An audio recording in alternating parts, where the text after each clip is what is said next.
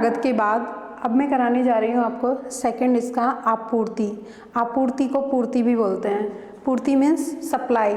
बाजार में सप्लाई का क्या नियम होता है?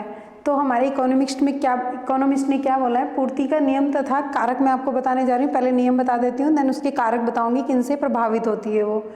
पहला है टॉपिक पूर्ति का नियम, अन्य बातों के समान रहने पर, मतलब हमारी आय समान रहनी चाहिए, वस्तु की जो स्थिति है वो समान रहनी चाहिए, उसकी क्वालिटी पे कोई इम्पैक्ट नहीं आना चाहिए। उसके बाद ये सब चीज़ें अगर स्थिर हैं, देन किसी वस्तु या सेवा की कीमत में वृद्धि होने पर, अगर उसका रेट बढ़ जाता है, प्राइस बढ़ जाता है किसी भी वस्तु या सेवा का, तो उसकी पूर्ति मार्केट में वृद्धि हो जाएगी। उसकी जो पूर्ति हम सप्लाई कर रहे हैं मार्केट में, तो उसकी क्वांटिटी में वृद्धि होती है। तथा कीमत में कमी होने पर, और अगर उस वस्तु का या सेवा का प्राइस गिर जाता है, थोड़ा कम कर देते हैं मार्केट में, तो उसकी पूर्ति में भी कमी होती है।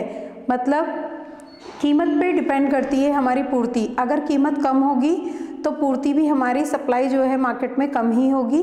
और अगर हमारा प्राइस कीमत हमारी वृद्धि पे जाती है, तो हमारा जो पूर्ति है, जो सप्लाई है, वो भी हमारी वृद्धि की तरफ जाएगी, वो भी बढ़ेगी। तो अगर पूर्ति बढ़ती है, इसका मतलब प्राइस बढ़ रहा है, और प्राइस बढ़ रहा है तो पूर्ति बढ़ रही है। तो ये इसका समानुपात संबंध होगा इसमें। अब इसके कुछ पॉइंट हमें याद रखने होंगे पूर्ति के नियम में। यह एक गुणात्मक कथन है। जैसा हमने मांग के नियम में पढ़ा, सेम ऐसे ही हमें पूर्ति के नियम में पढ़ना है। इसमें कौन सा संबंध होता है? गुणात्मक कथन का संबंध होता है। यानी कि गुणात्मक कथन है, ये डिपेंड नहीं करता कि क्या स्थिति से क्या कितना प्रभाव पड़ रहा है, वो जितना प्रभाव पड़ेगा सेम उसी बेस पर गुणात्मक कथन के रूप में इम्पैक्ट डालेगा। मतलब जितना हमारा प्राइस पे इम्पैक्ट आएगा, उसी बैलेंस में, उसी अनुपात में हमारा उसकी पूर्ति में फर्क आएगा या परिवर्तन आएगा। यह एक परिणात्मक कथन नहीं है। यह डिफाइन नहीं करेगा कि किस लेवल पे प्राइस में इम्पैक्ट आने वाला है और कितनी उसकी वजह से क्वांटिटी में फ़र्क आएगा। जितना प्राइस में फ़र्क आएगा, तो हम ये पहले से डिफाइन नहीं कर सकते कि अब उसकी पूर्ति में कितना बड़ा डिफरेंस आने जा रहा है अगर प्राइस में कमी हुई है। तो ये सब चीज़ें हमारे डिपेंड नहीं करें। रिजल्ट का हमें कुछ नहीं पता चलेगा कितनी परसेंटेज में परिवर्तन आने वाला है। बस इतना पता है कि कीमत में अगर डिफरेंस आया है, तो जिस तरह का डिफरेंस है वो सेम इम्पैक्ट डालेगा किस पर? सप्लाई पर। देन पूर्ति और कीमत एक ही दिशा में परिवर्तित होते हैं। अगर एक दिशा का मतलब है, अगर कीमत बढ़ती है तो हमारी पूर्ति भी बढ़ती है, और अगर कीमत हमारी कम होती है तो पूर्ति भी हमारी कम होती है। ये तीनों हमें पॉइंट्स लिखने होंगे। इसके मेन पॉइंट्स हैं पूर्ति के नियम के। अब बात करते हैं कारक की। कौन कौन से ऐसे कारक होते हैं जिनसे हमारी पूर्ति के नियम पर प्रभाव पड़ता है? कीमत में वृद्धि होने पर इसका डिफरेंस, इसका जो डेफिनेशन है या जो भी इकोनॉमिक्स के अकॉर्डिंग है वो आप खुद याद करेंगे। यहाँ पे मैंने सिर्फ इसका अर्थ समझाया है, आपको इसका मीनिंग समझाया, और मांग का नियम क्या कहता है ये मैंने बताया। अलग अलग रॉबिन्स के अकॉर्डिंग, रिकार्डो के अनुसार, या फिर मार्शल के अकॉर्डिंग आप ये डेफिनेशन याद करके जाएंगे। लेकिन हमारा जो रिजल्ट आता है, इन सभी ने अपना जो समराइज करके बोला है वो यही बोला है। तो इसीलिए मैंने आपको इस नियम ने क्या बोला है वो आपको समझा दिया।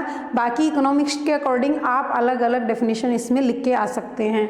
अब मैं इसको फिर से समझा भी देती हूँ। सिंपल सी कुछ व्याख्या उन्होंने बताई थी मांग के नियम के बारे में, कि कीमत में वृद्धि होने पर विक्रेताओं के लाभ में वृद्धि होती है। क्यों फर्क आता है?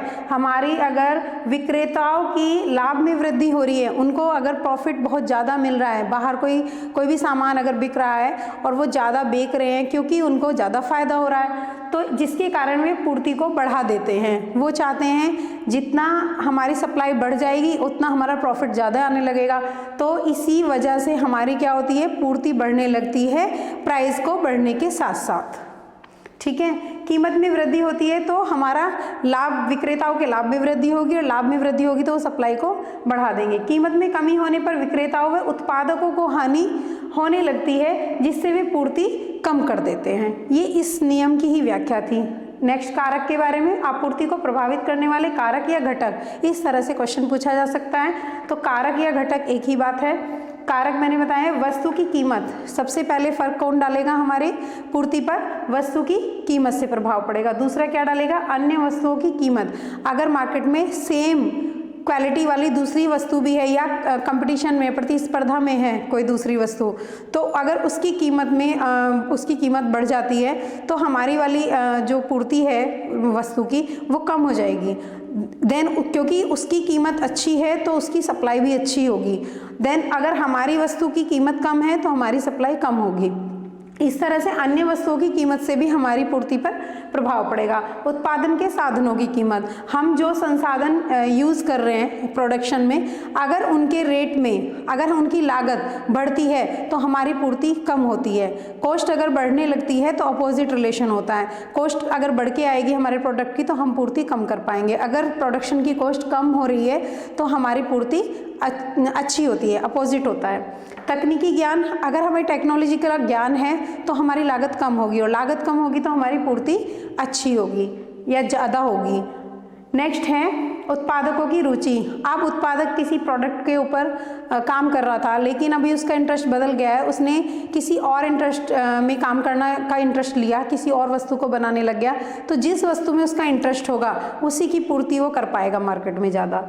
परिवहन एवं संचार के साधन, परिवहन जितना भी हमारा ट्रांसपोर्टेशन होता है या हमारा कम्युनिकेशन के साधन होते हैं, अगर हमने उनको पूर्ण रूप से यूज़ किया है तो हमारा इसका भी इम्पैक्ट किस पे आता है, पूर्ति पे आता है। युद्ध एवं राजनीतिक बाधाएं, युद्ध एवं राजनीतिक बाधाएं क्या बताता है कि जब सिचुएशन आपातकालीन होती है या कोई राजनीतिक बहुत ज़्यादा बाधाएं आती हैं मार्केट में, तो उससे क्या होती है, हमारी पूर्ति प्रभावित होती है। पूर्ति को रोक दिया जाता है कुछ समय के लिए, उसकी सप्लाई जो है वो रोक दी जाएगी, जिससे हमारी क्या होगा, मार्केट में प्रभाव पड़ेगा पूर्ति पर। तो पूर्ति किन किन वजहों से प्रभावित हो सकती है, ये उनके कारक थे और ये वो घटक थे जिनके ऊपर हम बात कर सकते हैं। या एक पॉइंट और आ जाता है कई बार कि टैक्सेशन का भी फर्क पड़ता है। अगर हमारा कर बहुत ज़्यादा लग रहा है मार्केट में किसी वस्तु पर तो उसका रेट बढ़ जाएगा, और रेट बढ़ जाएगा तो हमारी उसकी पूर्ति भी बढ़िया ज़्यादा हो जाएगी, वृद्धि हो जाएगी। लेकिन कॉस्ट भी बढ़ने लगती है। जब कर इम्पोज हो जाता है तो हमारी कॉस्ट पे भी कुछ प्रोडक्शन की कॉस्ट इंक्रीज़ कर देते हैं, किस वजह से कि जो हम साधन यूज़ करते हैं अगर टैक्स वहाँ पे लग रहा है तो हमारी कॉस्ट ज़्यादा आएगी, कॉस्ट ज़्यादा आएगी तो पूर्ति फिर कम हो जाएगी। तो इस तरह से ये सब पॉइंट्स क्या प्रभावित करते हैं, हमारी पूर्ति को प्रभावित करते हैं। अब नेक्स्ट थर्ड पॉइंट हम पढ़ते हैं पूर्ति की कीमत लोच। जैसे हमने मांग का नियम पढ़ा था उसके बाद मांग की लोच पढ़ी थी, सेम एज इट इज़ हमें पूर्ति का नियम पढ़ना है और फिर पूर्ति की लोच। तो पूर्ति की कीमत लोच से क्या तात्पर्य है, इस तरह से क्वेश्चन पूछा जा सकता है। ये शॉर्ट और लॉन्ग दोनों में आपको मिल सकता है। तो इसमें क्या नियम है ये हम वर्बली इसको लिखेंगे, डिफाइन करेंगे प्रॉपर, लेकिन मैं इसका सिर्फ आपको फॉर्मूले के बेस पे इसका नियम बता देती हूँ कि मांग की लोच का क्या नियम होता है, जैसे बताया था मैंने। तो अब हम पढ़ रहे हैं पूर्ति की लोच का नियम।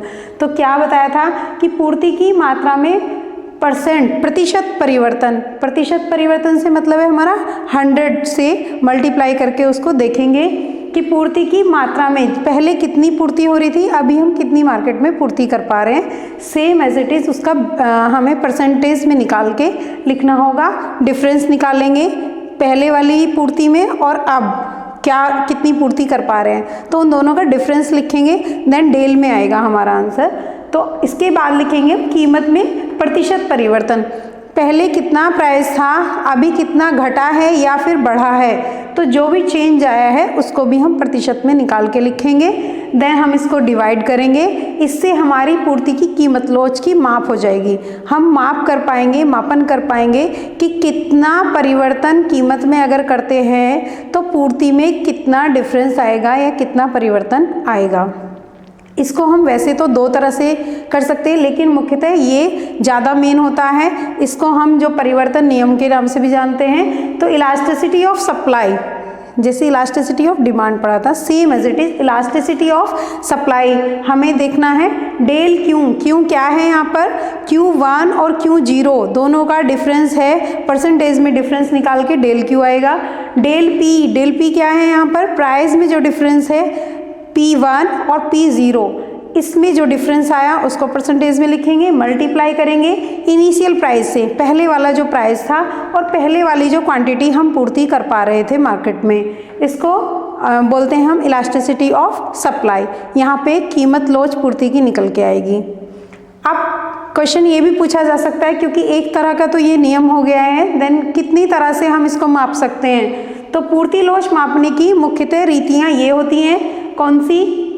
पहली होती है अनुपातिक या प्रतिशत रीति, जिसकी मैंने बात की थी अभी परसेंटेज में जो हम निकालते हैं, अनुपातिक या प्रतिशत रीति। दूसरी होती है बिंदु रीति। बिंदु रीति का कैसे पता चलेगा? हम जब हम वक्र बनाते हैं या जब हम ग्राफ बनाते हैं, देन तब हम उसको माप पाते हैं कि किस में कितना डिफरेंस आया है, प्राइस में कितना डिफरेंस हुआ है, उसके अकॉर्डिंग हमारी जो सप्लाई की लाइन थी वो कितनी झुक गई है या कितनी स्ट्रेट हुई है। तो उसी के बेस पे हम इलास्टिसिटी ऑफ सप्लाई निकाल पाते हैं। ये इसमें अलग अलग श्रेणियाँ निकल के आती हैं। कौन कौन सी श्रेणियाँ निकल के आती हैं? अगर इलास्टिसिटी हमारी 1 इकाई से कम है तो हम बोलते हैं बेलोचदार पूर्ति।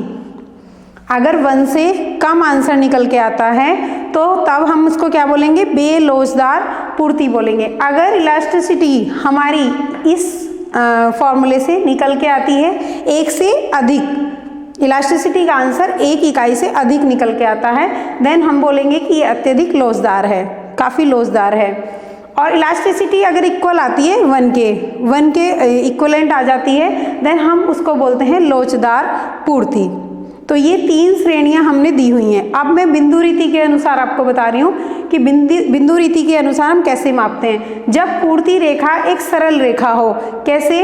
जैसे मैंने आपको उदाहरण में ये दिया हुआ है, यहाँ पे x अक्ष है हमारा, यहाँ पे y अक्ष है, y पे कीमत है, x अक्ष पे हमारी पूर्ति को डिफाइन किया गया है। यहाँ पे हम सप्लाई की लाइन देख रहे हैं, S मीन्स सप्लाई की लाइन, और P और M यहाँ पे हमने यहाँ पे लंब डाला हुआ है। P और M एक ऐसा यहाँ पर लंब आया है जहाँ पर हमारी लोच की माप ज्ञात की जा रही है। तो यहाँ पे इस तरह का अगर ग्राफ आता है जहाँ पे सप्लाई की लाइन सीधी हो, सरल रेखा हो, तो हम उसको बोलते हैं बिंदु रेखा की सरल नीति। और जब हमारी आती है, जब पूर्ति रेखा वक्र रेखा हो, वक्र कैसे आएगा? सप्लाई घूमता हुआ आएगा, इस तरह से राउंड होगा।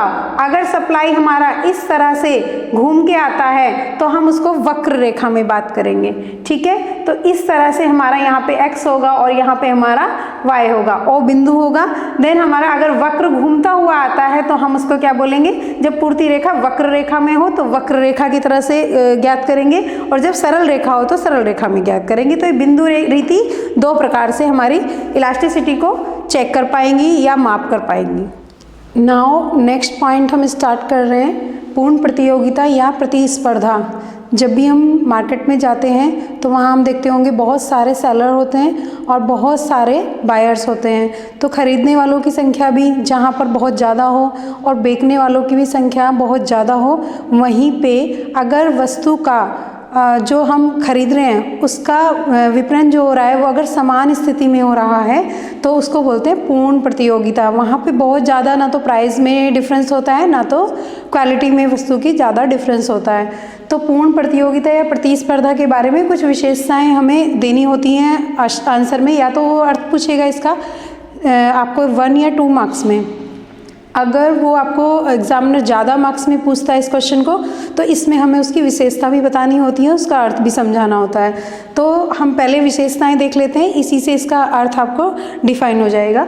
तो इसमें क्लियरिटी करने के लिए फर्स्ट पॉइंट हम याद करेंगे, बाजार की वह स्थिति जिसमें क्रेता व विक्रेता अधिक संख्या में होते हैं। जैसे मैंने अभी बताया, मार्केट में क्या होते हैं, बायर और सेलर काफ़ी मात्रा में होते हैं। ऐसा नहीं है कि हम पर्टिकुलर एक जगह या 2 जगह पे जा रहे हैं, वहाँ पे मुश्किल से 1 या 2 शॉपकीपर हैं, या 1 या 2 बहुत कम अगर ग्राहक हैं वहाँ पे, तो हमें पता ही नहीं चलता कि मार्केट में रेट क्या है इस चीज़ का, हम गलत तो नहीं खरीद रहे कहीं पर। तो ये इस पूर्ण प्रतियोगिता या पूर्ण प्रतिस्पर्धा कॉम्पिटिशन तभी माना जाएगा, फेयर कॉम्पिटिशन तभी माना जाता है मार्केट में, जब विक्रेता और क्रेता बहुत ज़्यादा संख्या में होते हैं, अर्थात उनमें पूर्ण एवं स्वतंत्र प्रतियोगिता पाई जाती है। आप जिस भी रेट में खरीदने जा रहे हैं, सेकंड आपको मिल सकता है, सेलर वो भी कहेगा कि मैं इतने में ही दे रहा हूँ, आपको इससे भी कम में दे सकता हूँ। तो उसमें बहुत ज़्यादा प्राइस में डिफरेंस तो नहीं होगा, पर वो कंपटीशन में होते हैं और अपनी सेल को बढ़ाने के लिए प्राइस में थोड़ा डिफरेंस करते हैं। तो यहाँ पर उनकी स्वतंत्र प्रतियोगिता पाई जाती है। उन्हें बाजार का पूर्ण ज्ञान होता है, उन्हें पता है मार्केट में कितना नीचे जा सकता है, बस रेट एक लिमिट होती है, और कितना ऊपर हम उसको ले जा सकते हैं। उससे ज़्यादा ऊपर ले जाएंगे तो हमें बायर ही नहीं मिलेंगे। तो यहाँ पे उन्हें बाजार का पूर्ण ज्ञान होता है। वस्तु समरूप होती है, वस्तु में जो भी क्वालिटी है, जो भी चीज़ आप परचेज़ करने जा रहे हैं उसकी क्वालिटी में बहुत ज़्यादा डिफरेंस नहीं होता है। तो वस्तु समरूप होती है। फर्मों का प्रवेश एवं बहिर्गमन स्वतंत्र होता है। कोई भी फर्म है जो प्रोडक्शन कर रही है वो अपनी मर्जी से आ सकती है उस प्रोडक्शन को करने में और अपनी मर्जी से जा भी सकते हैं। उसे लगता है अगर मार्केट में इसकी बहुत ज़्यादा सेल नहीं हो रही है तो वो चाहती है अब मैं इस संसाधन से कुछ और उत्पादन बढ़ाऊं। वो उन्हीं सोर्सेज को जिनसे वो उस थिंग को बना रही थी वो डेवलप कर सकती है कुछ चीज़ों को, या फिर वो किसी और चीज़ को समरूप में बना सकती है। तो अपने संसाधनों को कहीं और जुटा सकती है। इसका मतलब वो उसकी मर्जी होती है। फर्मों का प्रवेश एवं बहिर्गमन, वो आ भी सकती हैं और वो जा भी सकती हैं उस पर्टिकुलर प्रोडक्शन से। इसलिए वस्तु का एक ही मूल्य प्रचलित होता है। यहाँ पे क्या करती है ये पूर्ण प्रतियोगिता, एक काम करती है जिससे हमारा प्राइस जो है वो फिक्स होके रुक जाता है। कितना कंपटीशन में वो कितना डाउन लेके जा रहे हैं या कितना मार्केट के में उछाल आ रहा है मांग को लेके प्राइस में, तो अगर हमें लगता है उस चीज़ को तो वहाँ पे हमारा इस प्रतियोगिता से क्या फ़र्क होता है कि जो जितनी भी वस्तुएं एक जैसी हैं जिनका वहाँ पे सेल हो रहा है उनका मूल्य प्रचलित हो जाता है। मतलब फिक्स रेट पे वो बिकने लगती है कि ये वस्तु का मार्केट में रेट अब इस टाइम इतना है, या इस क्वालिटी की वस्तु का रेट फिक्स हो गया है, इतने पे सही बिक रही है। क्रेता और विक्रेता का समन्वय हो रहा है यहाँ पर।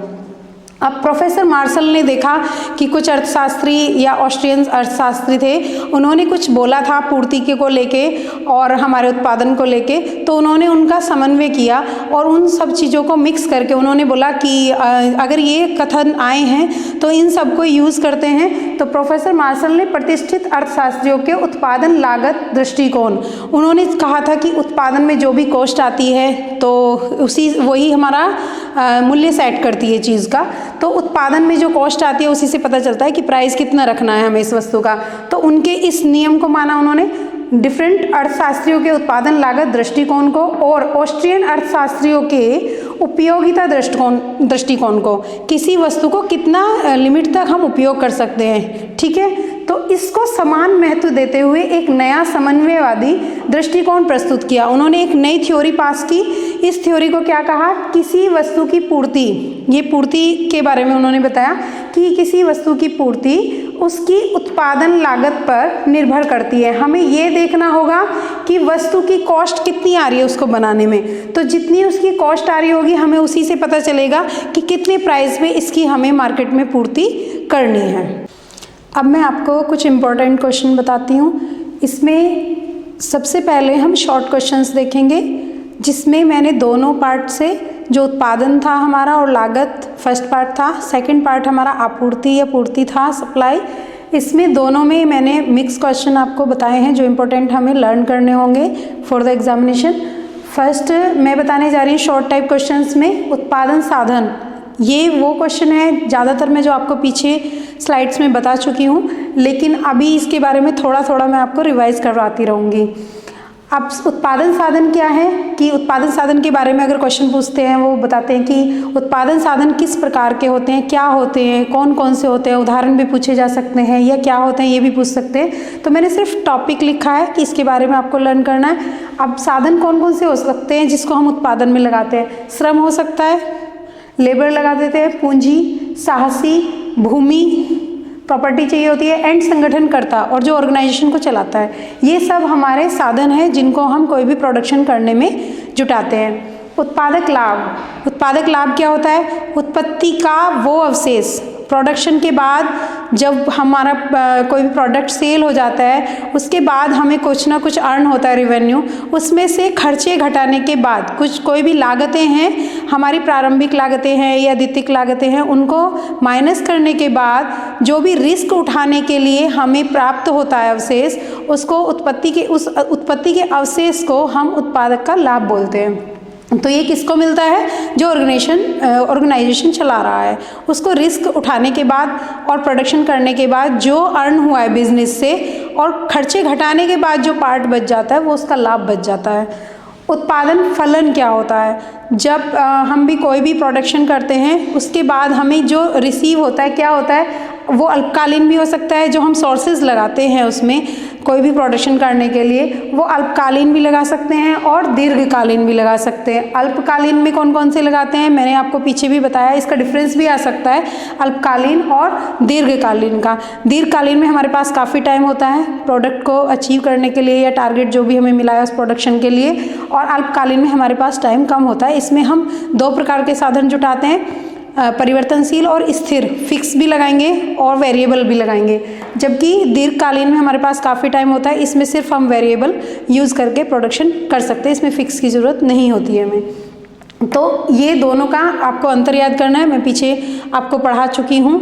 इन दोनों का अंतर भी याद करना है और इन दोनों का अर्थ भी आपको याद करना होगा, और मेन उत्पादन फलन क्या होता है और वो कितने प्रकार का होता है ये भी हमें बताना होता है। देन इसके बाद लागत व उसके प्रकार। लागत कौन कौन सी होती हैं, कौन कौन सी कॉस्ट हमारी आती हैं जब हम कोई प्रोडक्शन करते हैं, वो कितने तरह की होती हैं, ये हमको पूछा जा सकता है क्वेश्चन, या कोई भी दो लागत देके वो आपसे अंतर पूछ सकते हैं, तो हमें इसके बारे में पढ़ना होगा। मैं आपको इसके बारे में भी पहले बता चुकी हूँ। औसत लागत, अवसर लागत, सीमांत लागत, स्थिर लागत और परिवर्तनशील लागत, ये हमारी लागतें हैं। इसमें से परिवर्तनशील लागत के बारे में क्वेश्चन आता है ज़्यादातर, कि कौन कौन सी परिवर्तनशील लागत होती हैं, उनके उदाहरण बताओ, कौन कौन से यूज़ कर सकते हैं। परिवर्ती भी बोलते हैं इसको, परिवर्तनशील को। परिवर्ती लागत कौन कौन सी होती हैं, वेरिएबल कॉस्ट, जिनको हम उदाहरण दे के बताना है, जिनको हमें प्रत्यक्ष मजदूरी लागत, जो हमें उसमें दिखाई दे रही है, हमें शो हो रही है कि हाँ हम इतनी मजदूरी करा रहे हैं इस प्रोडक्शन को। कच्चे माल की लागत, जो भी हम रॉ मटेरियल यूज़ करते हैं, और बिक्री कमीशन, जब हम उसको सेल करते हैं तो कुछ ना कुछ हमें क्या करना होता है, कमीशन पे करना होता है सेल के ऊपर। तो ये सब हमारी लागतें मिक्स हो जाती हैं और ये किस में आती हैं, वेरिएबल में। वेरिएबल कौन सी होती है, जो चेंज होती रहती है, परिवर्ती लागत। देन सीमांत लागत का फॉर्मूला पूछा जा सकता है। इसमें से सीमांत लागत को क्या है और जो लागत का प्रकार है उसमें पूछा जा सकता है, और सीमांत लागत का फॉर्मूला भी अलग से पूछा जा सकता है। और ये क्वेश्चन में न्यूमेरिकल में भी कई बार आ जाता है, तो हम इसको फॉर्मूले को याद करके रखेंगे। अगर वैल्यू देंगी तो उनको पुट करके आंसर निकल आएगा।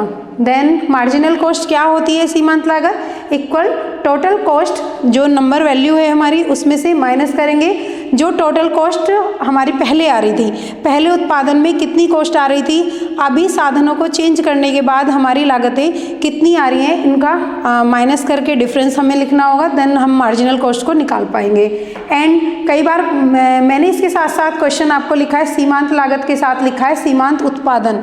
उत्पादन में भी पूछ लिया जाता है कि MP मार्जिनल प्रोडक्शन कितना हुआ, इक्वल टोटल प्रोडक्शन की value minus total production N-1, जो पहले था और जो टोटल प्रोडक्शन पहले था और जो अभी है, इसका डिफरेंस हमारा मार्जिनल प्रोडक्शन होता है। इसको हम ये भी लिख सकते हैं del TP upon del L। Del TP क्या है, टोटल प्रोडक्शन की वैल्यू, पहले कितना प्रोडक्शन था अभी कितना है, उन दोनों का परसेंटेज में डिफरेंस निकाल के टोटल लिखेंगे। देन हमारा कितना लेबर पहले लगा रहे थे, अभी कितना हमारा श्रम यूज़ किया जा रहा है, उसमें श्रम लागत कितनी आ रही है, तो डेल L उन दोनों का डिफरेंस होगा। परसेंटेज में दोनों को लिख के डिवाइड करके हमारा मार्जिनल प्रोडक्शन का आंसर आ जाएगा। हम इस फॉर्मूले को भी यूज़ कर सकते हैं, और आपने देखा होगा ये फॉर्मूला और ये फॉर्मूला एकदम सेम है, बस कितना अंतर हुआ है, यहाँ पे कॉस्ट की बात हो रही है, अब यहाँ सीमांत उत्पादन दिया है तो यहाँ पर P प्रोडक्शन की बात हो रही है। ठीक है, इसी तरह से यूटिलिटी का भी आता है। जब हम यूटिलिटी का करते हैं, मार्जिनल यूटिलिटी यूज़ करना होता है, तो ये तब भी यही फॉर्मूला यूज़ होता है, सिर्फ थोड़ा सा डिफरेंस होता है, तो इसका ध्यान रखना है, पेपर में कंफ्यूज नहीं होना है आपको। इस तरह से हम फॉर्मूले याद करेंगे और इसके बारे में हम लिख के आ सकते हैं अगर क्वेश्चन अलग से पूछा जाता है तो दोनों में डिफरेंस देख लेना। सीमांत लागत पूछ रहा है एग्जामिनर, या सीमांत उत्पादन पूछ रहा है, या सीमांत उपयोगिता पूछ रहा है, तो इन सब के फॉर्मूले लगभग सेम होते हैं, लेकिन हमें थोड़ा सा इसमें डिफरेंस याद करना होगा, आपको देखना होगा, एनालाइज करना होगा कि कहाँ क्या डिफरेंस आ रहा है, तो इसलिए कंफ्यूज नहीं होना है इसमें। 7 पॉइंट मैं याद करा रही हूँ आपको। अल्पकालीन सीमांत लागत, अल्पकालीन सीमांत लागत में अब जैसे आपने सीमांत लागत पढ़ी है, इसमें अल्पकालीन सीमांत लागत के बारे में पढ़ना है कि वो कई बार क्वेश्चन देता है कि अल्पकालीन सीमांत लागत हमेशा यू शेप में ही क्यों आती है, इस तरह का क्वेश्चन पूछा जाता है। अब इसमें यू शेप में आने का एक कारण होता है कि जब भी हम इसमें लागत लगाते हैं तो स्टार्टिंग में हमारा बढ़ता हुआ प्रतिफल का नियम लागू होता है। जब भी हम कोई उत्पादन करते हैं और उसमें लागत लगाते हैं तो स्टार्टिंग में जो हमें प्राप्त होता है प्रतिफल, वो हमारा प्रतिफल बढ़ता हुआ प्राप्त होता है। तो उसमें क्या होता है, हमारी लागत गिरती जाती है। जब हमारी लागत गिरती है तो हमारा बढ़ता प्रतिफल प्राप्त हो रहा है। इसके बाद प्रोडक्शन में हमारा समान हो जाता है, समान सीमांत प्रतिफल का नियम लागू होता है और उसमें हमारी लागत भी सीमांत ही होती है। सीमांत लागत में सीमांत प्रतिफल प्राप्त होता है। देन हमारी जो कॉस्ट है वो सिमिलर होगी, ठीक है। इसके बाद जैसे जैसे हमारा प्रतिफल घटता हुआ प्राप्त होता है तो हमारी लागत इसमें लागत हमारी बढ़ जाती है। जब हमारा घटता हुआ प्रतिफल प्राप्त होगा तो लागत हमारी बढ़ जाएगी। अब बढ़ जाएगी तो इसीलिए यू शेप में क्रिएट हो जाता है, ठीक है। आपको समझ आ गया होगा। इसके बाद पैमाने का प्रतिफल, रिटर्न टू स्केल क्या होता है, मैंने आपको ऑलरेडी डिफाइन भी किया हुआ है। पैमाने का प्रतिफल क्या होता है, संसाधन हम पहले जो यूज़ कर रहे थे उसके बाद जो हमें प्रतिफल प्राप्त हुआ, जो हमारा प्रोडक्शन बढ़ा, उसके बाद उसका कितना डिफरेंस आया। अगर हमने संसाधनों में डिफरेंस किया है, पहले से संसाधन बढ़ाए हैं, तो हमें प्रतिफल भी कितना बढ़ के मिला, कितना चेंज आया उसमें, उन दोनों के डिफरेंस को क्या कहते हैं, रिटर्न टू स्केल कहते हैं। पहले कुछ और हम संसाधन जुटा रहे थे, उसके बाद हमने बढ़ा दिए, बढ़ाने के बाद, और वो परिवर्तनशील में ही होता है हमेशा, परिवर्तनशील संसाधन हमने और बढ़ा दिए, इसके बाद हमारा प्रोडक्शन भी बढ़ के आया हमें। तो प्रोडक्शन पहले कितना कम हो रहा था, अभी कितनी वृद्धि हो गई है, उन दोनों का पैमाना नापने का जो तरीका होता है वो किसके अंदर होता है, पैमाने का प्रतिफल नियम माना जाता है। इसके बाद सकारात्मक तथा आदर्शात्मक अर्थशास्त्र के बारे में आपसे पूछा जा सकता है कि किसको कहा जाता है। सकारात्मक तथा आदर्शात्मक अर्थशास्त्र आर्थिक क्रियाओं के कारण तथा परिणाम के पारस्परिक संबंध का अध्ययन है। जो भी हम एक्टिविटीज़ करते हैं, इकोनॉमिक एक्टिविटीज़, पैसा कमाने के लिए या आय एकत्र करने के लिए हम कोई भी एक्टिविटीज़ कर रहे हैं, उसके जो जो सोर्सेज हैं, जो जो कारण हैं तथा परिणाम, जो हमें प्रोडक्शन प्राप्त हो रहा है, जो भी हमें रिटर्न में मिल रहा है, उस परिणाम के आपस का जो संबंध है उसी को क्या कहते हैं, आदर्शात्मक अर्थशास्त्र बोलते हैं या सकारात्मक अर्थशास्त्र बोलते हैं। उत्पत्ति के नियम, उत्पत्ति के नियम एक पॉइंट पढ़ाया था मैंने। उत्पत्ति के नियम हमें याद करने हैं। उत्पत्ति में 3 तरह के नियम होते हैं, उत्पत्ति वृद्धि नियम, उत्पत्ति ह्रास नियम, वृद्धि और ह्रास ज़्यादा एग्जाम में पूछा जाता है, इसीलिए मैंने अंडरलाइन कर दिया है। उत्पत्ति समता नियम, अगर हम प्रकार बताएंगे तो तीनों बताएंगे, लेकिन उत्पत्ति वृद्धि नियम कब लागू होता है, किस प्रकार से लागू होता है, इस नियम को याद करेंगे। और उत्पत्ति ह्रास नियम कब लागू होता है और इसका क्या परिणाम होता है, ये हम इसमें याद करेंगे। और इसके वक्र भी साथ में, ग्राफ भी हमें याद करने होंगे। और हम उसमें एग्जाम में अगर वक्र साथ में बना के इस नियम को बताएंगे तो उसमें मैक्सिमम नंबर हमें कवरेज होगा। तो इसीलिए इन सब क्वेश्चन को इम्पोर्टेंट, आगे मैं आपको और क्वेश्चन बताती हूँ। अब लास्ट में मैं आपको कुछ क्वेश्चन बता रही हूँ जिसमें लॉन्ग और शॉर्ट दोनों तरह के पूछे जा सकते हैं आपसे। इसमें लॉन्ग भी क्वेश्चन बन सकते हैं इनसे और शॉर्ट भी। ये टॉपिक आपको अच्छी तरह से बाय हार्टली लर्न करने होंगे। पहला है पूर्ति का नियम।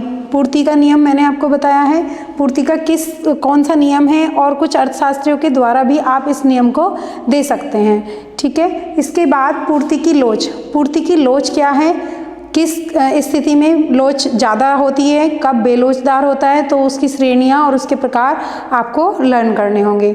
नेक्स्ट है आपका आगम, रिवेन्यू। जो हमें किसी भी प्रोडक्ट को सेल करने के बाद अर्न होता है उसको क्या बोलते हैं, रिवेन्यू बोलते हैं, आय बोलते हैं उससे।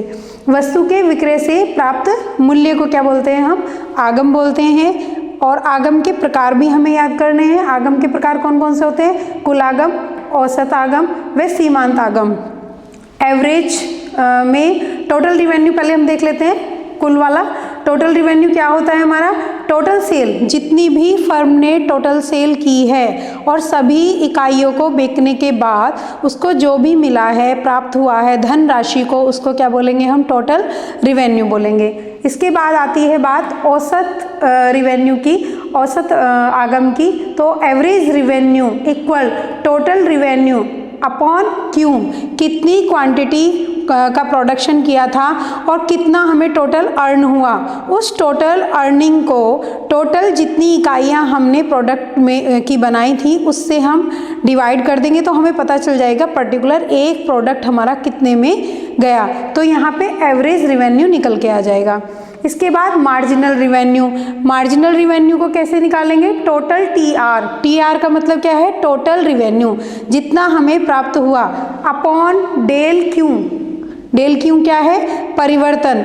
जब हम प्रोडक्शन कर रहे थे और हमने परिवर्तनशील संसाधनों को या उन लागतों में जो भी चेंजेस किया, तो अगर हमारा टोटल रिवेन्यू में फ़र्क आया, परिवर्तन आया, तो उसका अंतर हम निकाल लेंगे अपॉन डेल क्यू। क्वांटिटी में उनका लागत को चेंज करने के बाद कितना डिफरेंस आया, टोटल क्वांटिटी हम निकाल लेंगे।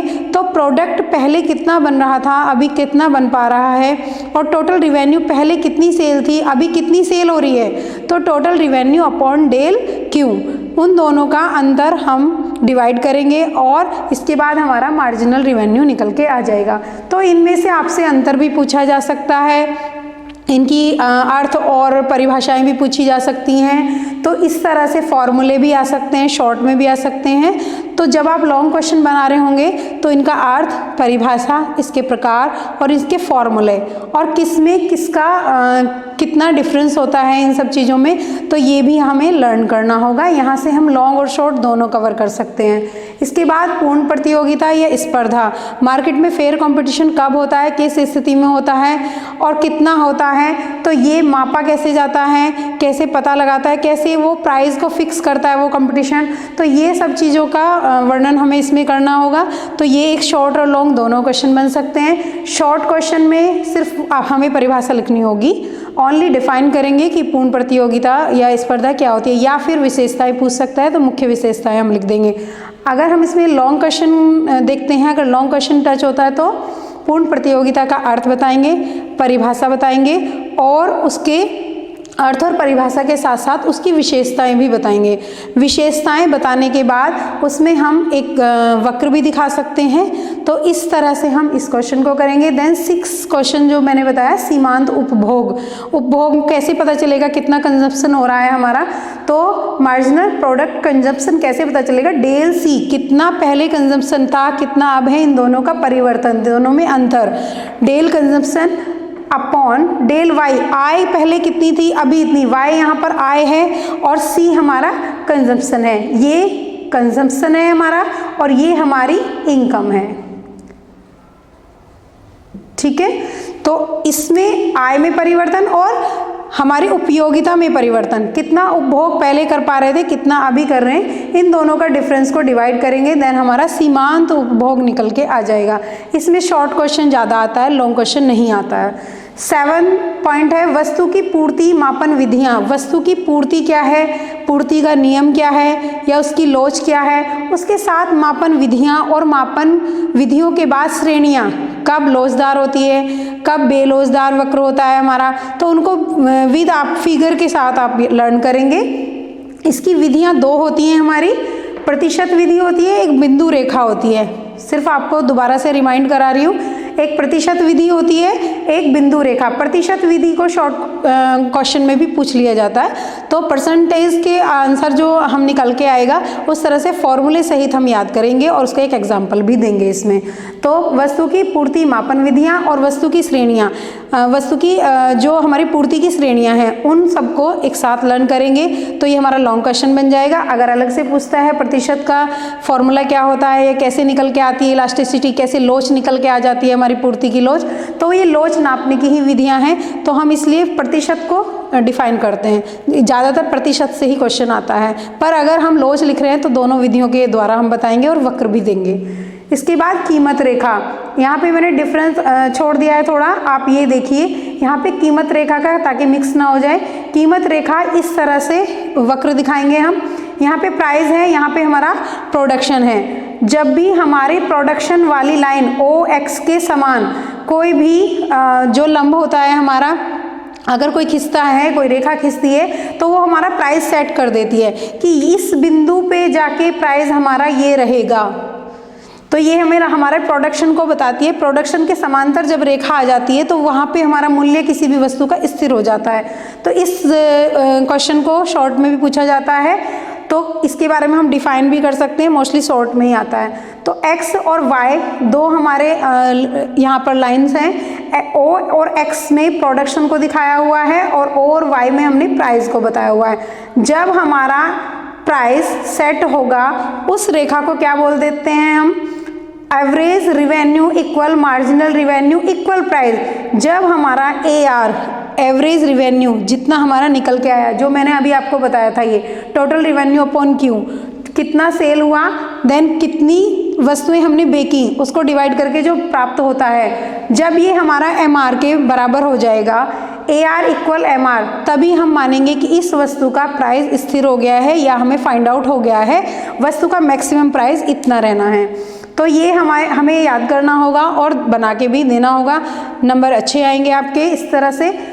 9 क्वेश्चन है उत्पादन फलन प्रकार व अंतर। उत्पादन फलन मैंने आपको पढ़ाया हुआ है। उत्पादन फलन याद करेंगे क्या होता है, अर्थ क्या होता है, परिभाषा क्या होती है, कितने प्रकार का होता है, दीर्घकालीन अल्पकालीन मैंने दोनों बताए हैं आपको, और उसमें उदाहरण देकर हम इसको क्वेश्चन को समझाएंगे और इन दोनों में डिफरेंस भी आ जाता है। इसके जो उत्पादन फलन के प्रकार हैं उन दोनों में डिफरेंस अलग से 4-4 या 5-5 पॉइंट मिनिमम हमें याद रखने होंगे।